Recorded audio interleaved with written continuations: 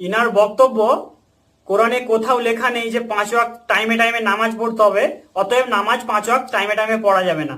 Main বক্তব্য হচ্ছে হাদিস মানা যাবে না। তো হাদিস যে মানবে নি, তো তার কিছু নিয়ম দেখায়, তাহলে এইগুলো তুমি নিজেকে এর থেকে বাইরে করে নাও। তোমার পিতামাতা যে বিয়ে করেছে, সেটা তো কোরআনে ওর নিয়ম নেই, ওটা হাদিসে আছে। তা তুমি বলো নিজেকে জারজ সন্তান।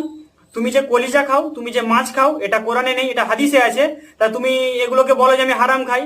এবং যে আমরা মরার পরে যে আমাদের জানাজা করানো হয়, মাটি দেওয়া হয়, যে পুরো সিস্টেমটা, সেটা হাদিসে আছে, কোরআনে নেই। তাহলে তুমি কি বলবে যে আমাকে জ্বালিয়ে দিও, কিংবা পুঁতে দিও, কিংবা নদীতে ফেলে দিও? এটা বলবে কি? এটা বলবে না তো।